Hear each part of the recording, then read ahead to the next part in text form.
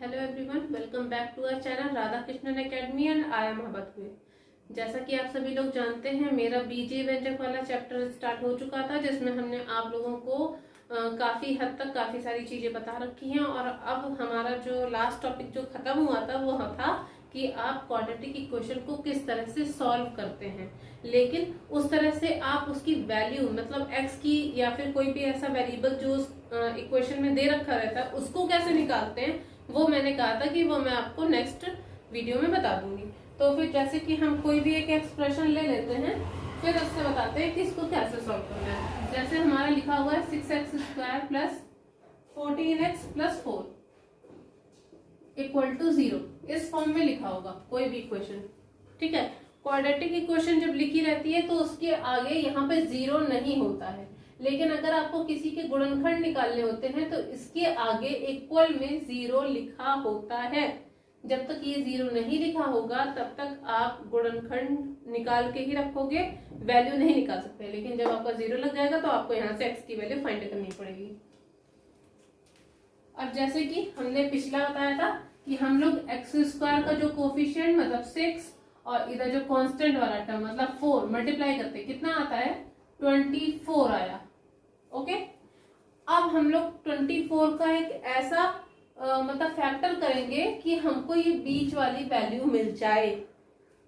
24 को हम 4 इंटू 6 लिखते हैं, 4 6 24 होता है। लेकिन अगर हम 4 और 6 को ऐड कर देंगे तो 10 आएगा, लेकिन 14 नहीं आएगा। इसको और थोड़ा सा चेंज करेंगे तो हमें पता है 24 तब भी आएगा जब हम 12 इंटू 2 करते हैं। तो ये इसमें फिट हो सकता है, क्योंकि अगर हम 12 और 2 को ऐड करेंगे तो आपकी 14 वैल्यू आ जाएगी। इसका मतलब अगर हम 14 की जगह रखेंगे तो 12 प्लस 2 रख सकते हैं। उनका मल्टीप्लीकेशन पे भी उसका कोई असर नहीं पड़ेगा, मतलब 12 इंटू 2 24 हो जाएगा। और जब एडिशन या सब्ट्रैक्शन के साथ में जो बीच वाली मतलब x की गुणांक वाली जब वैल्यू रखी जाएगी तो 12 प्लस 2 हो जाएगी, मतलब 14 हो जाएगी। क्योंकि हम लोग बीच वाली वैल्यू को प्लस या माइनस के फॉर्म में ही लिखते हैं, उसके अलावा उसका कोई फॉर्म नहीं होता। लास्ट का मतलब कांस्टेंट और x² का जो वेरिएबल होता है उन दोनों का आपस में मल्टीप्लाई होता है, और जो बीच वाला कोफिशिएंट जो x के फॉर्म में लिखा रहता है उसको प्लस या माइनस के फॉर्म में उसी डिजिट में, कि उसकी डिजिट नहीं चेंज होगी, जो मतलब उसका मल्टीप्लिकेशन है वो चेंज ना हो, लेकिन हाँ बीच में एडिशन या सब्ट्रैक्शन करके वही वैल्यू आनी चाहिए जो आपके x के कोफिशिएंट के साथ में दे रखी होती है। तो ये आपके यहाँ क्वेश्चन लिखा था 14x लिखा था, तो मैंने आपको क्या बताया 6 इंटू 4 24 होता है, यहाँ लिख लेते हैं 6 इंटू 4 होता है 24, लेकिन हमको लाना है 14, इसलिए हम लोग इसको 12 इंटू 2 भी तो लिख सकते हैं, जिसकी वजह से 12 प्लस 2 हो जाएगा, मतलब हमारा 14 आ जाएगा। लेकिन अगर हम यहाँ पे 6 प्लस 4 करेंगे तो 10 आएगा, which is not equal to 14, because 14 आने के लिए 12 प्लस 2 या 10 प्लस 4 होना चाहिए। बट यहाँ पे 6 प्लस 4 था, this is not possible, and ये आपका पॉसिबल हो जाएगा। तो चलिए फिर इसका हम लोग आगे गुणनखंड करते हैं। तो ये हो जाएगा 6x² प्लस इसकी जगह पे हो जाएगा 12 प्लस 2 14 की जगह, फिर आ गया x प्लस 4 बराबर 0। मतलब जैसा था एज इट इज, मैंने सारी वैल्यूज एज इट इज वैसी ही रखी है, बस 14 को 12 प्लस 2 में कन्वर्ट किया। ओके, उसके बाद हो जाएगा 6x² प्लस अंदर मल्टीप्लाई करेंगे 12x plus 2x plus 4 equal to 0। अब इन दोनों में ये भी 6 है, ये 12 है, मतलब 6 के टेबल में आता है 12, तो 6 हो गया। कॉमन करने का एक और बहुत अच्छा तरीका है, चलो वो वाला तरीका बताते हैं, उससे सिंपल हो जाएगा।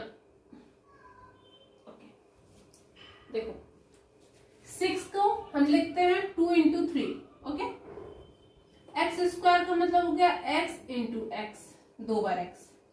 6 को लिखा 2 इंटू 3, फिर हो गया x² को xx प्लस, अब 12 को कन्वर्ट करेंगे तो 12 का टेबल कैसे होता है, 2 इंटू 2 इंटू 3, यही तो लिखते हैं। 12 का ना करना आए तो यहाँ पर एलसीएम करके देख लीजिएगा, ये आ गया। तो 2 into 2 into 3, 2 into 2 into 3, x एक ही बार है तो इसलिए एक बार x लिखा जाएगा, प्लस आ गया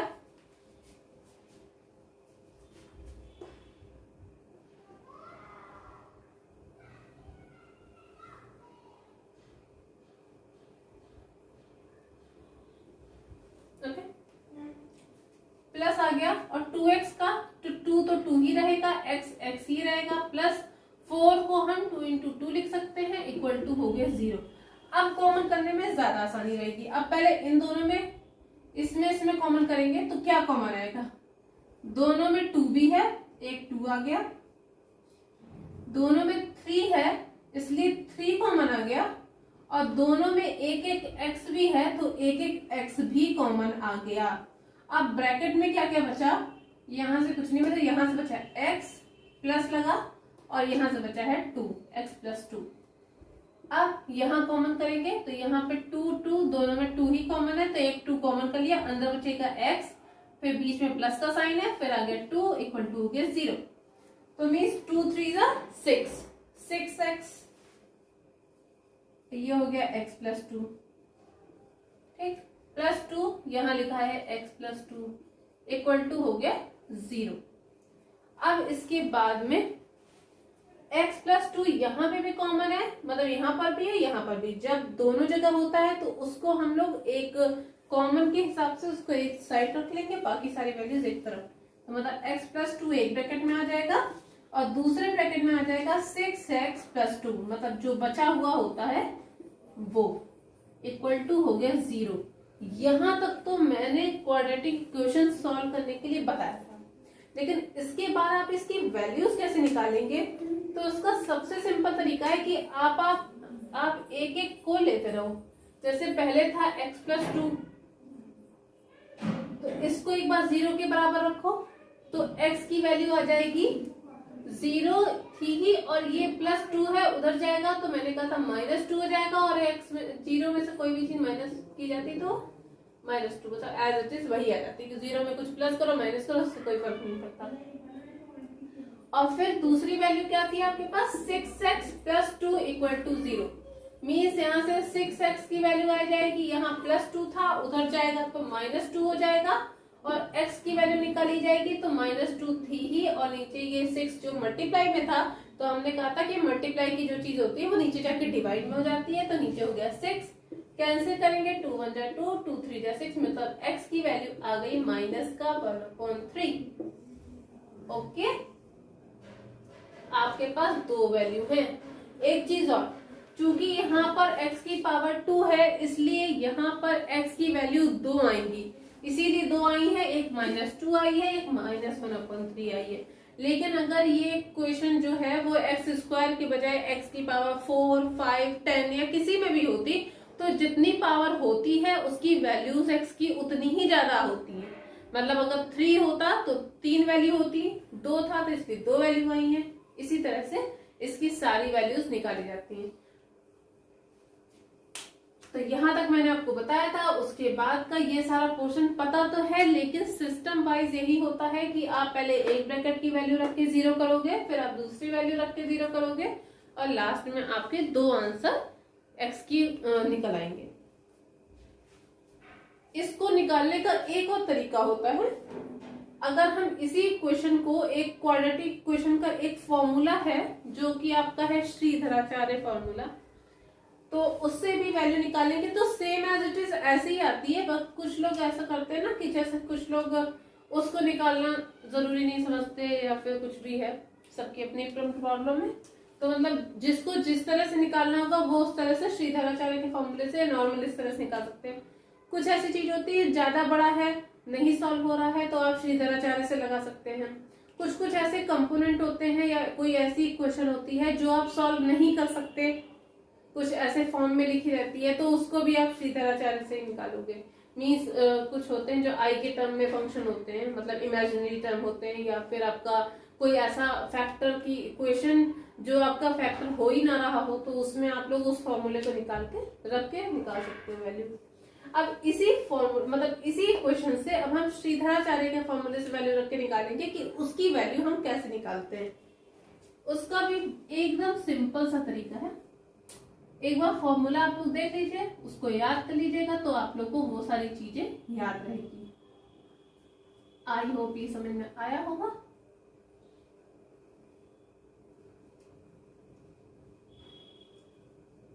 श्रीधराचार्य फॉर्मूला जो है वो आपका एक जो हम लोग की इक्वेशन थी ax square plus bx plus c बराबर 0, उसके साथ में हम उसका कंपैरिजन करेंगे, कंपेयर करेंगे। हम लोगों के पास एक इक्वेशन थी क्वाड्रेटिक की ax square plus bx plus c equal to 0, याद है? ये इक्वेशन मान लो 1 थी और ये मान लो 2 है, हमें इसकी वैल्यू निकालनी है। तो देखो यहाँ से कंपेयर करने पे एक्स स्क्वायर का कोफिशिएंट एक्स स्क्वायर से कंपेयर करेंगे तो a की वैल्यू आ गई 6, ठीक, b की वैल्यू आ जाएगी 14 एंड c की वैल्यू आ जाएगी आपके पास 4, ठीक। a की वैल्यू आ गई 6, b की आ गई 14 एंड c की आ गई 4। लेकिन यहाँ पर सारी वैल्यूज पॉजिटिव थी इसलिए ऊपर भी थी, तो इसलिए कंपैरिजन करने में कोई दिक्कत नहीं हुई। बाई चांस यहाँ पर माइनस का 14 होता तो वैल्यू यहाँ माइनस की 14 लिखी जाती, ओके, मतलब साइन के साथ में लिखी जाती। यहाँ पे साइन कुछ प्लस था तो प्लस को लिखो ना लिखो सब बराबर होता है, इसलिए उसको नहीं लिखा गया, उसको डायरेक्टली मैंने लिख दिया। और अगर आप लोग चाहें तो उसको प्लस को प्लस और माइनस को माइनस भी लिख सकते हैं। श्रीधराचार्य फॉर्मूला जो आपका होता है हिंदी में श्री धराचार्य सूत्र,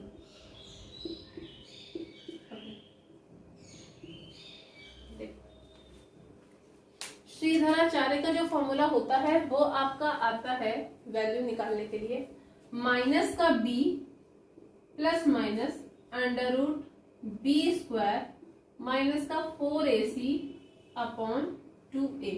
यहां से हम लोग x की वैल्यू फाइंड करते हैं, वैसे मैं लिखूं मत, x की वैल्यू फाइंड करते हैं। मीन्स अगर हम प्लस की वैल्यू लेकर सॉल्व करेंगे तो एक वैल्यू प्लस में आ जाएगी, माइनस लेकर सॉल्व करेंगे तो एक माइनस में आ जाएगी। इस तरह से क्वाड्रेटिक इक्वेशन की दो वैल्यू आ जाएंगी, एक पॉजिटिव वैल्यू के साथ एक नेगेटिव वैल्यू के साथ। ये होता है आपका फॉर्मूला, श्रीधराचार्य फॉर्मूला, माइनस का b plus minus under root B square minus 4ac upon 2a।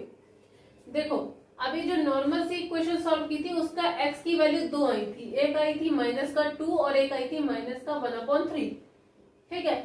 अब इस वैल्यू को अब हम लोग इसको सॉल्व करेंगे इसी वाले फॉर्मूले से और देखिएगा कि जो दोनों का आंसर है वो सेम होगा, इसलिए सेटिस्फेक्शन के लिए बता दिया है ताकि अगर कोई इंसान ये सोचे कि कहीं ऐसा ना हो कि इसकी वैल्यू अलग अलग आ जाए अगर फॉर्मूला रखेंगे तो। इसलिए हमने एक ऐसे ही फॉर्मूला मतलब एक ऐसी इक्वेशन ले ली है जिससे हम दोनों तरह से निकाल के दिखा देंगे आपको कि दोनों ही आंसर आपके सही हैं।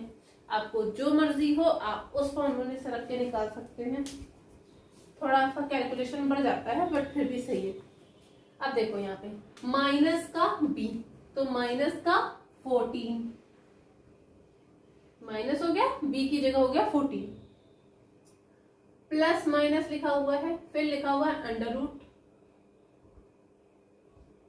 बी स्क्वायर मतलब 14 का स्क्वायर, ठीक, माइनस का 4, ए का मतलब हो गया 6 और सी का मतलब हो गया 4, फिर पूरे के नीचे अपॉन है, फिर लिखा है 2 और ए की वैल्यू लिखी है 6। कोई दिक्कत तो नहीं, सिर्फ मैंने वैल्यू को रखा है। माइनस का b मतलब माइनस का 14 plus minus under root b का स्क्वायर मीन्स 14 का स्क्वायर माइनस का 4, a की value 60, c 4 upon 2a 2 into 6। अब अगर इस वैल्यू को हम रखेंगे सॉल्व करेंगे तो माइनस का 14 प्लस माइनस 14 का स्क्वायर मीन्स 14 इंटू 14 वो आता है आपका 196। आप लोगों को वर्गमूल निकालने के लिए कम से कम 1 से लेकर 20 तक के स्क्वायर रूट और क्यूब रूट याद होने चाहिए। स्क्वायर और क्यूब, फिर उसका क्यूब रूट तो उसका अपोजिट ही होता है। माइनस का 4 इंटू 6 इंटू 4, 4 4 जो होता है 16, 16 6 जा 96, ठीक, अपॉन 2a मतलब 2 इंटू 6 12 हो गया।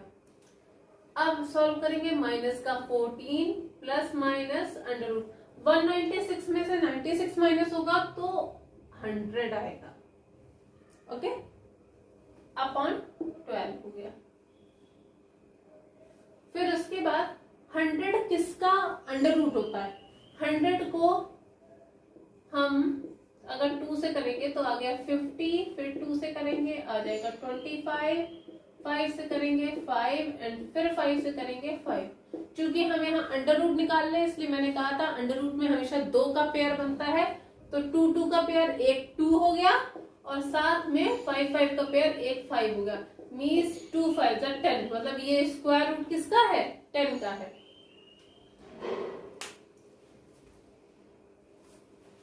ये चीज लिखने की जरूरत नहीं है, ये चीज सिर्फ समझाने के लिए है। जब एग्जाम में करेंगे तो आपको भी चीज लिखने की जरूरत नहीं है, नाम लिखेंगे।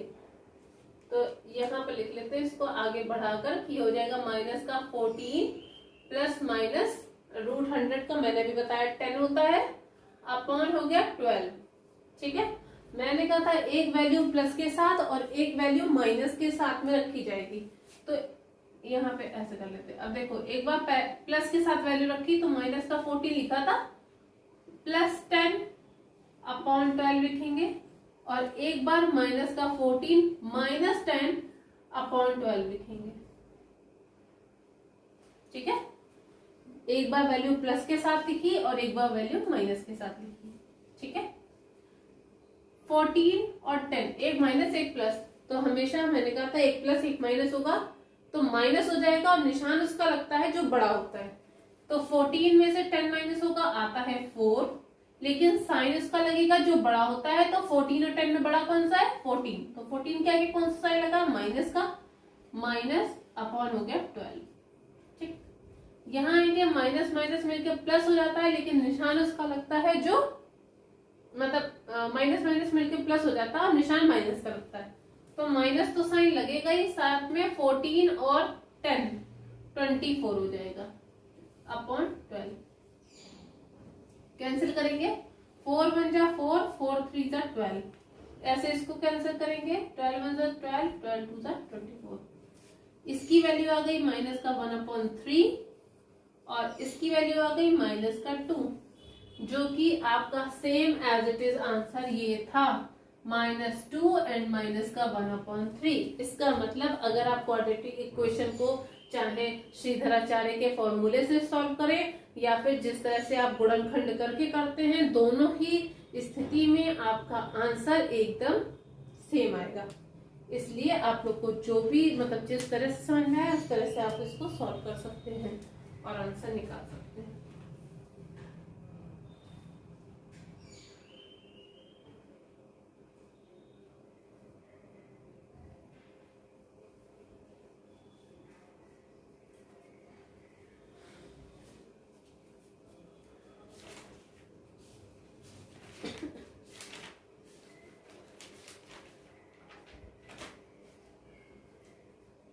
अब इसकी बात बताएंगे विविक्तिकर मीन्स डिस्क्रिमिनेंट।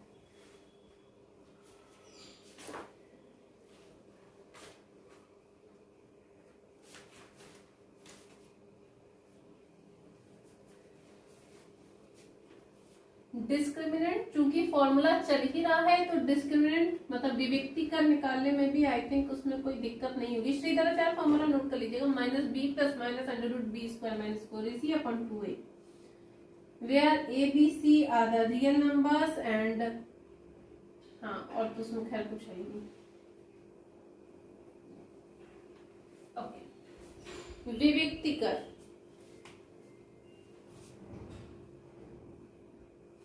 कैसे हिंदी लिखी जाती है, विविक्तिकर। ओके, ये है आपका विविक्तिकर। जैसे इसके लिए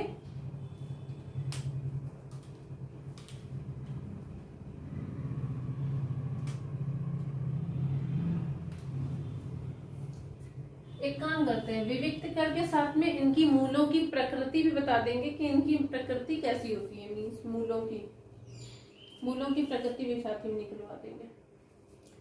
ठीक है, क्योंकि लेकिन फिर उसके लिए मूल बताने पड़ेंगे, मूल तो भी बताया दीजिए।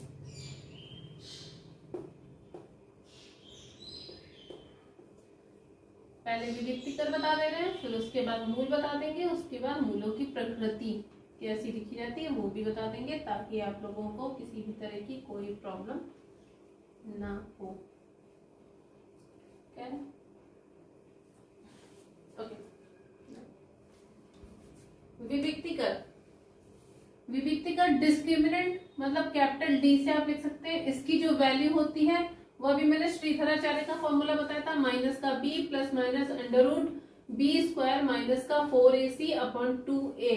यहाँ पर ये जो B square minus 4ac upon 2a है, यही आपका डिस्क्रिमिनेंट होता है।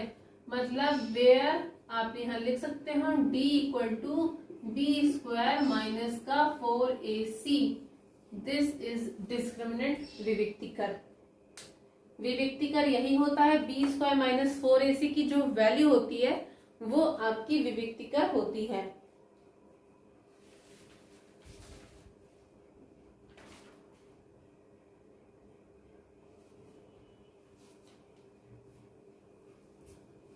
तो यहाँ पर विविक्तिकर की वैल्यू लिख सकते हैं बी स्क्वायर माइनस का 4ac। अगर ये कह दिया गया, एक नोट लिख लीजिएगा कि अगर ये कह दिया गया कि मूल बराबर है, किसी भी इक्वेशन के मूल बराबर है, तो बराबर है का मतलब ये हो गया कि जो आपकी d की वैल्यू होगी वो 0 होगी।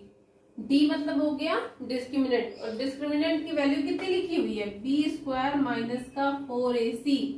इसकी वैल्यू 0 के बराबर होगी, तो ये माइनस की वैल्यू उधर जाके प्लस में हो जाएगी, तो बी स्क्वायर बराबर हो जाएगा 4ac।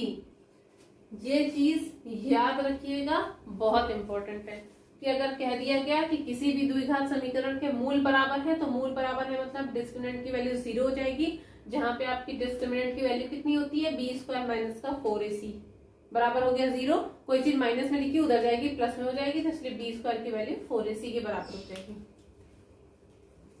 अब इस पर हम आपको बता देते हैं क्वेश्चन आंसर। मानते हैं कोई ऐसी इक्वेशन दे रखी है जिसमें कह दिया गया कि मूल बराबर है आपके, कोई भी ऐसी इक्वेशन ले लेते हैं।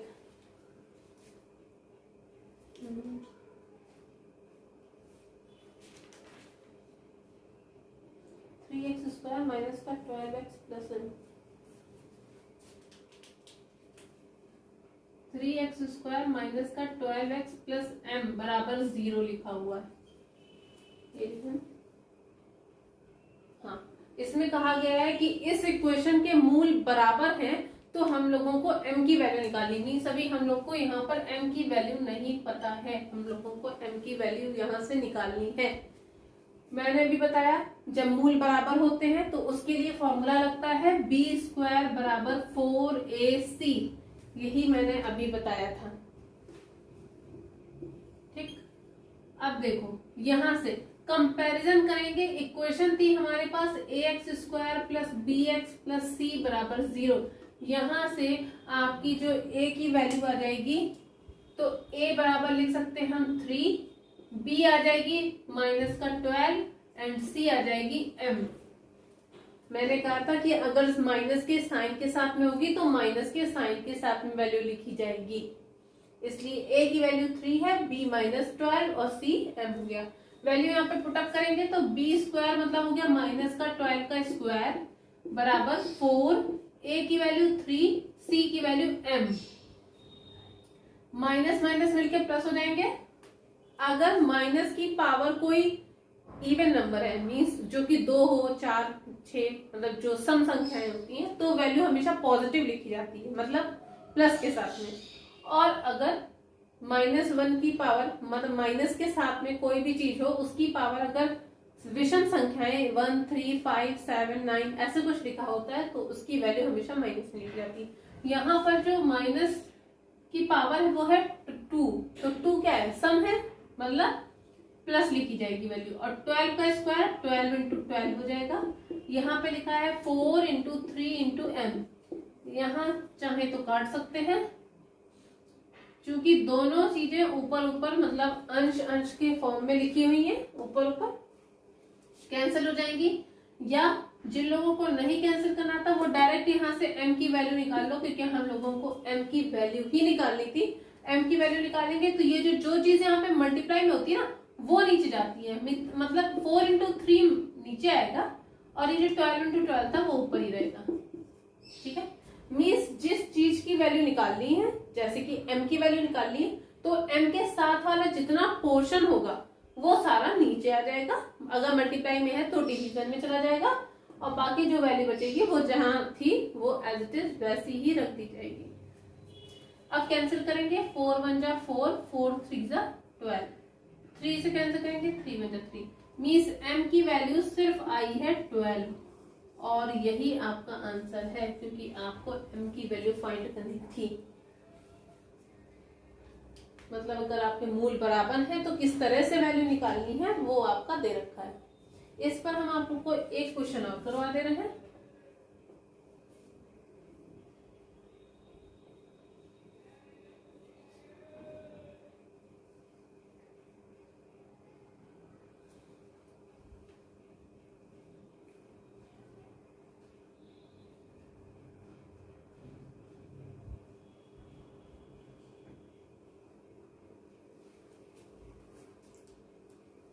2x² माइनस 8x प्लस सी, 2x² माइनस का 8x plus C equal to 0 लिखा हुआ है। यहां से पूछा गया है कि c की वैल्यू क्या होगी। अब एक बात बताओ, इसका फिर से हम कंपैरिजन करेंगे ax² plus bx plus C equal to 0 से। तो यहां से हमको a की वैल्यू मिल गई 2, b की मिल गई है माइनस का 8 एंड c की तो c ही लिखी हुई है। ठीक है, और मूल बराबर होते हैं तो उसकी इक्वेशन दे रखी थी b² माइनस b² बराबर 4ac, ये लिखा जाता है मूल बराबर है तो। b² का मतलब हो गया माइनस 8 का स्क्वायर बराबर 4, a की वैल्यू हो गई 2 और c की तो c लिखी हुई है। माइनस माइनस मिलके प्लस, चूंकि माइनस की पावर आपकी सम संख्या है इसलिए वैल्यू पॉजिटिव लिखी जाएगी। 8 का स्क्वायर तो 8 × 8 लिख सकते हैं और ये 4 2 और ये हो गया c। मैंने कहा था अगर हम c की वैल्यू निकाल रहे हैं तो जितनी चीजें उसके साथ में मल्टीप्लिकेशन में दे रखी है वो नीचे जाके डिवाइड में हो जाएंगी, मीन्स 4 × 2 हो जाएगा। बाकी जो वैल्यू लिखी है वो एज इट इज लिख दी जाएगी। 4 2 जा होता है 8, या फिर ऐसे डायरेक्टली कैसे करते हैं 4 1 जा 4, 4 2 जा 8, 2 से 2 कैंसिल हो गया, मीन्स आपकी c की वैल्यू आ गई है 8। ये आपका हो गया आंसर। ठीक है, मीन्स आज हम लोगों ने कुछ नई चीजें सीखी, जैसे विविक्तीकर कैसे निकाला जाता है, मतलब उसका फॉर्मूला डिस्क्रिमिनेंट का b² माइनस 4ac। लेकिन जब आप मूल बराबर रखेंगे तो b² माइनस 4ac बराबर 0 रख सकते हैं वैल्यू को। और फिर आपका दूसरा है आपने उसको निकाला श्रीधराचार्य फॉर्मूले से, आपने द्विघात समीकरण को निकाला, उसका फॉर्मूला था माइनस का b plus minus √b² minus 4ac upon 2a। अगर आपको ये वीडियो अच्छा लगा हो तो उसे लाइक करें, शेयर करें और चैनल को सब्सक्राइब करें, ताकि मतलब भविष्य में आने वाले जितने भी नोटिफिकेशन है वो आपको सबसे पहले देखने को मिले। और साथ ही बेल आइकन प्रेस कर दीजिएगा आप मेरे चैनल का। और इसके अलावा आप मेरे टेलीग्राम ग्रुप से भी ज्वाइन हो सकते हैं, तो आप टेलीग्राम चैनल पे भी आप उस पर अपना मतलब लिंक दे रखा रहता है डिस्क्रिप्शन बॉक्स में, आप वहां से जाके उससे भी फॉलो कर सकते हैं। और साथ ही साथ अगले इसके वीडियो में हम आपको बताएंगे कि मूलों की प्रकृति कैसी होती है और द्विघात समीकरण को बनाया कैसे जाता है, तो वो सारे हम बताएंगे अपने नेक्स्ट वीडियो में। तब तक के लिए बाय बाय। और जितना रिवीजन करवाया है वो सारा आप लोग रिवीजन करते रहिए और पढ़ते रहिए।